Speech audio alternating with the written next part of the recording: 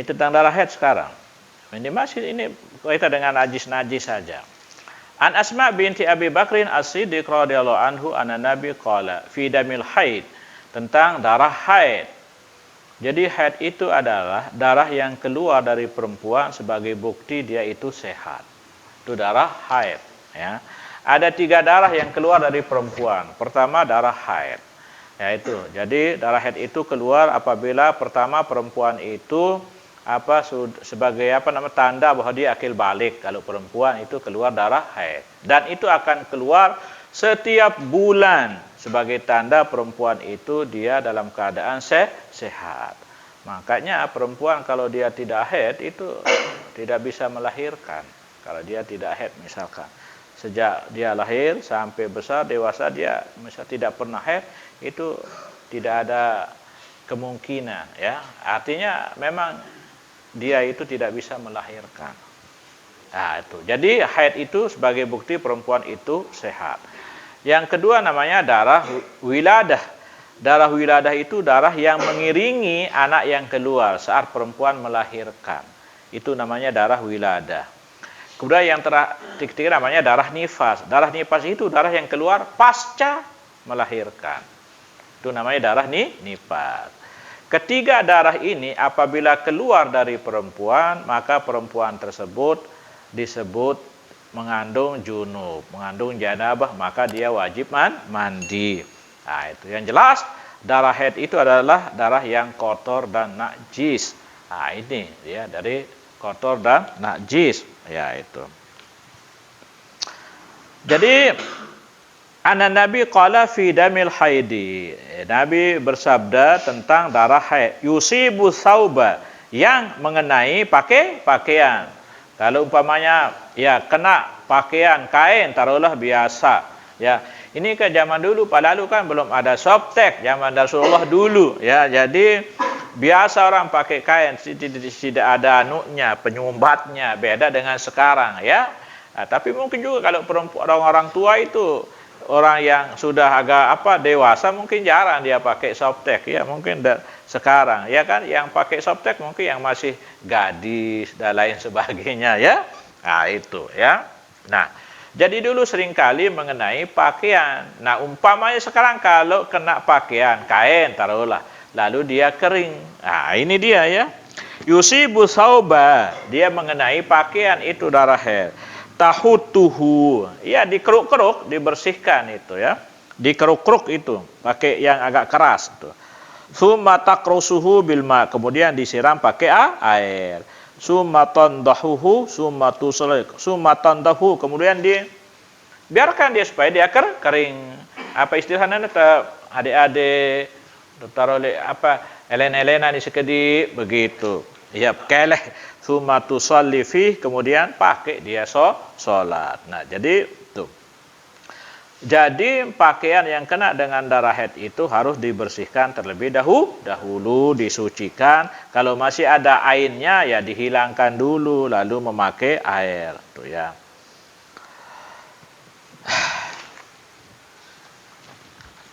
Nah, katanya pertama adalah hadis ini menjelaskan tentang najasatud dam, bahwa darah itu memang dia najis, ya.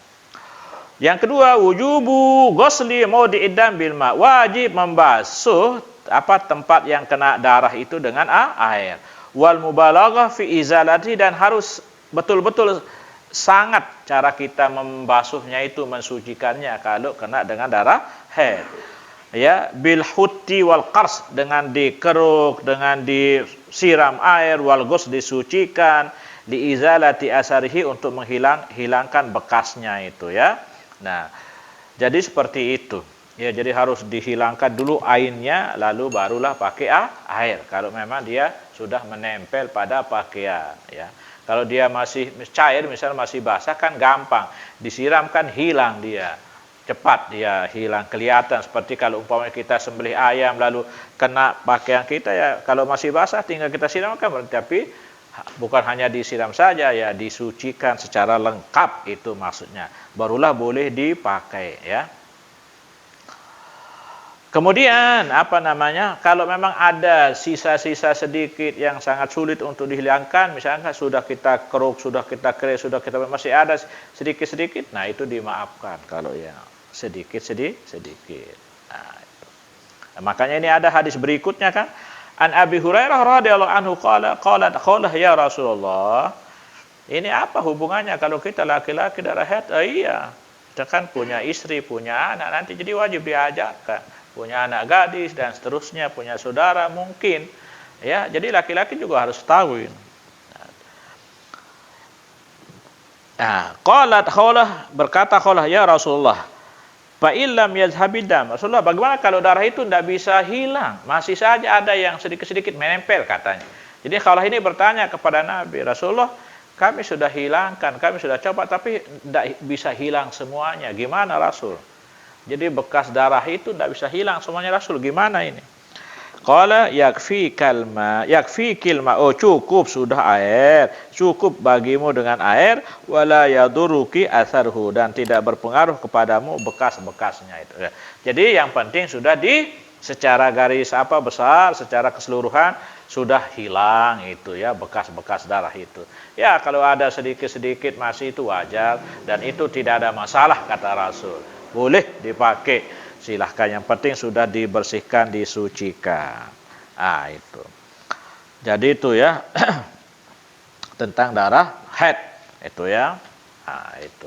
Jadi selesai tentang haid itu. Nah, sekarang ya kalau kita lihat anak-anak kita sekarang ini, ya anak-anak gadis ini susah ini, dia tidak mengerti haid itu darah haid itu. Jadi pertama, kalau perempuan, kalau dia sekarang usia 9 tahun, itu perempuan sudah haid dia. Beda dengan perempuan zaman dahulu ya. Itu 13, 14, 15 baru dia haid. Kalau sekarang 9 tahun itu banyak perempuan itu sudah mengeluarkan darah, sudah darah haid. Ya, sudah bisa dia haid. Berarti dia sudah balik. Bila sudah keluar darah haidnya, maka itu pertanda dia itu sudah akil balik perempuan. Maka kewajibannya itu. Nah ini kalau tidak diajarkan, tidak diketahui, nanti susah. Dia tidak tahu bagaimana caranya mandi. Ya kan? Sebab haid ini adalah mewajibkan mandi. Mewajibkan mandi. Nah, darah haid itu ada cirinya. Darah haid itu ada cirinya. Ciri yang pertama darah haid itu adalah warnanya sedikit kehitam-hitaman. Beda dengan darah biasa. Mararuan limpano ruana. Jadi dia agak merah kehitam-hitaman. Yang kedua, kalau dia keluar itu perempuan sedikit terasa perih, arak pedik na sekedi. Mesti kakak si tedes ngeno idap. Nah, ini penelitian daripada Imam Syafi'i dulu ketika bertanya sama anaknya. Ketiga, ya dia baunya itu agak amis. Nah, kalau darah biasa kan tidak bau. Tapi kalau darah haid ini sedikit dia berbau. Itu dia ciri daripada darah haid. Nah, maka apabila jenis darah ini yang keluar, maka perempuan harus menahan diri dari melaksanakan ibadah-ibadah. Tidak boleh dia sholat, tidak boleh dia berpuasa, dan seterusnya. Tidak boleh baca Al-Quran. Itu. Kalau sekedar baca-baca bismillah, subhanallah itu tidak ada masalah. Misalnya kalau dia makan baca bismillah itu tidak ada masalah. Dia tidak dihitung membaca Al-Quran ya. Kalau zikir-zikir seperti biasa, kalimat tasbih tahlil itu tidak ucapkan, itu tidak ada masalah bagi perempuan kalau dia dalam keadaan haid. Hanya saja sholat, baca Al-Quran secara langsung, memegang, membaca, itu yang tidak boleh. Berdiam di dalam masjid, nah itu yang tidak diperkenankan. Nah, darah haid itu biasanya paling waktunya itu sehari semalam paling sedikit. Biasanya 6 sampai 7 hari, kebanyakannya sampai berapa? 15 hari. Kalau ada darah yang keluar di atas 15 hari, dilihat itu bagaimana jenis darah yang keluar. Kalau di atas 15 hari itu dinamakan darah istihadah, darah penyakit. Darah penyakit kalau lebih daripada 15 hari. Nah, ini bisa kita tanyakan sama perempuan itu. Nah, ini perlu laki-laki juga tahu itu kan, nanti punya istri, punya anak, punya saudara perempuan dan seterusnya. Bagaimana tentang hukum haid. Jadi kalau anak-anak sekarang ini susah kita. Ya, kalau tidak diajar, tidak tahu dia sudah. dia tidak akan paham kalau sudah dapat di sekolah itu. Gurunya sendiri kadang-kadang juga tidak paham. Ya itu. Iya, guru agamanya tidak paham bagaimana dia mau menjelaskan sama anak itu. Ya, tentang darah haid itu. Terus mandi, dia kira nanti mandi biasa. Ya, itu namanya janabah, maka dari ujung rambut sampai ujung kaki itu harus dibersihkan. Nah, ini perempuan tuh banyak tidak tahu. Sama juga dengan anak laki mungkin ya. Ini remaja-remaja ini ya. Kalau dia mimpi basah, sudah 15 tahun mimpi basah, maka wajib dia mandi. Bagaimana mandinya? Ya seluruh badannya dari ujung rambut sampai ujung kaki. Dan niatnya adalah mengangkat hadas besar, mengangkat janabah. Ini juga kalau tidak diajarkan susah ini. Tidak tahu sudah dia. Nanti dia mandi-mandi biasa. Nah, siapa yang salah? Ya dia tidak bertanya. Padahal ini adalah sesuatu yang hal inilah yang disebut dengan ilmu hal dalam agama. Ilmu yang memang berkaitan dengan kehidupan sehari-hari itu harus lebih dahulukan untuk kita ketahui bagaimana cara berwudu, bagaimana cara mandi, menghilangkan najis dan lain sebagainya. Ini yang perlu itu diajarkan kepada generasi muda Islam ini, laki dan perempuan. Ya. Nah, ini kalau tidak dikasih seperti itu susah. Ya, nah makanya ngaji duduk itu perlu itu. Ya, kalau model pengajian umum itu tidak bisa seperti itu. Tidak bisa disampaikan secara detail, secara rinci mengenai hukum-hukum seperti ini. Maka perlu dia duduk seperti orang-orang zaman dulu ngaji supaya dia tahu mana namanya janabah itu. Apa namanya janabah? Kan? Kita dalam keadaan junub, hadas besar. Nah, sebelum kita mandi maka kita tidak boleh melakukan aktivitas ibadah.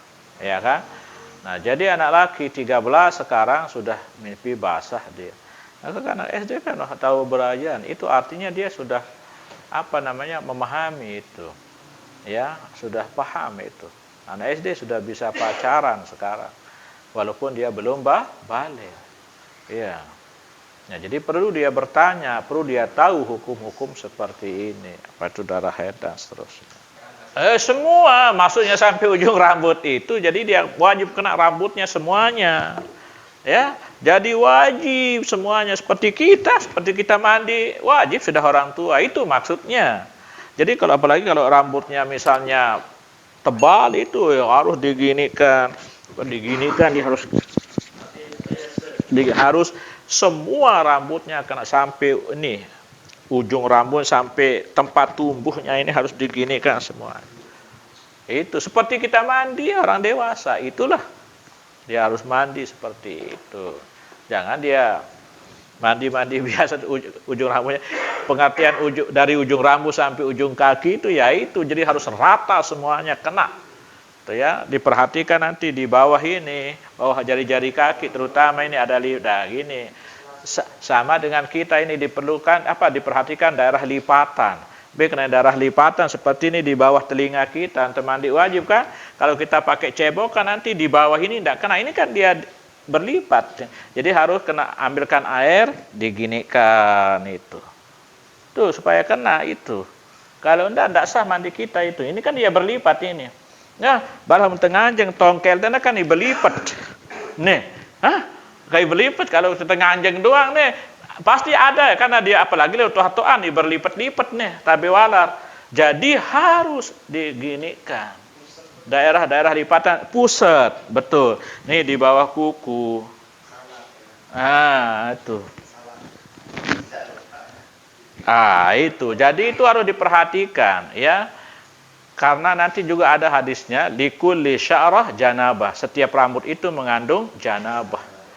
Itu. Jadi setiap rambut itu mengandung janabah. Maka itu termasuk untuk mandi saudara cabat enggak, kita harus gosok juga gini supaya masuk ke lubang pori itu air gosok. Jangan sekedar elek-elekan doang buka terus ngene jamak-jamak deh. Jadi sambil kita sabun harus digosok supaya air itu masuk dalam lubang pori-pori ini. Perhatikan daerah-daerah lipatan seperti di bawah kaki ini, sini.